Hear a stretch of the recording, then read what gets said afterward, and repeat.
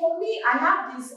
When people usually say, silence is golden, I'm always like, is it necessary to keep silent in situations where speech is important, where it is imperative for people to open their mouths to speak? Because I'm of the opinion, yeah, I'm of the idea or belief system that in situations where people are supposed to speak, then they should be able to use their mouth and their tongues to speak.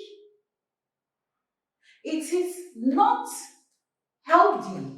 It is unhealthy for people or persons to keep continuing societal patterns and societal norms in the guise that, oh, okay, this is how it is supposed to be, when it doesn't work in our reality anymore. Okay, listen, so Thomas Carr, perhaps in his days, because yeah, I was not born in 1831 when the phrase was used.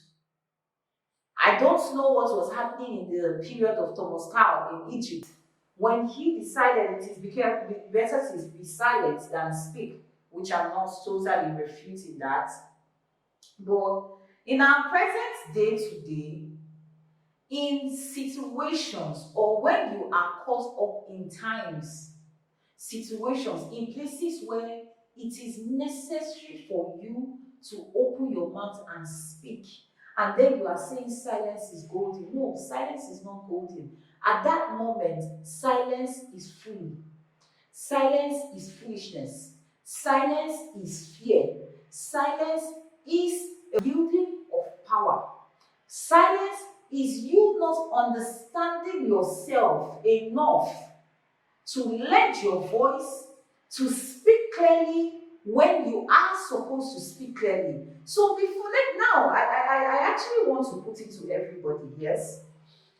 Before you use the phrase silence is golden next time, okay? Ask yourself, is silence really golden in this situation? Is it right for me to keep mum? Is it right for me to keep believing that silence is golden when silence has proved beyond reasonable doubt to not be golden? Ask yourself that question. Do I really need to be silent when speech is required? Or do I want to keep the continuation of passed down societal norms and hoaxes rather than living in the present and deciding to lend our voices to speak when it is necessary? Ask yourself that. Ask yourself, what do I do in times, in situations? Yes, I'm going to give an example, okay? A man now who has a violent wife, because every time I check the news, or most times I go on social media, people are always like, well, feminism, feminist. I'm one person who I've never really been like, oh, okay, I'm a feminist. I believe in justice and equity for all, every human. So if that's what feminism is, okay, whatever, you know.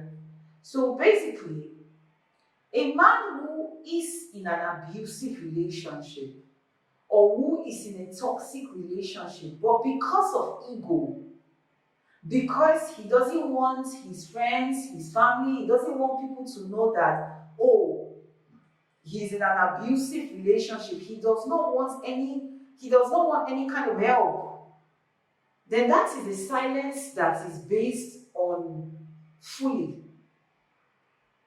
If you do not want to, if you're in that kind of situation where you have an abusive partner, whether you are a man or you're a woman, because let's not pretend, a lot of men are in abusive and toxic relationships and marriages, same way women are abusive and women are in abusive, and toxic relationship and marriages. So basically, if you know that is your situation and you're choosing to say silence is golden because you want to keep your pride, because you don't want people to understand, no, you're killing yourself, you're hurting yourself, you're harming yourself. All right? So, as I said, ask yourself, is silence really golden when speech is important? Is silence really golden when it is necessary to open the mouth and speak? Is silence really golden? Well, my comment section is open. Drop your comments, drop your likes, and drop your subscriptions. Yes, always your comments, your likes, your subscriptions. Drop your comments.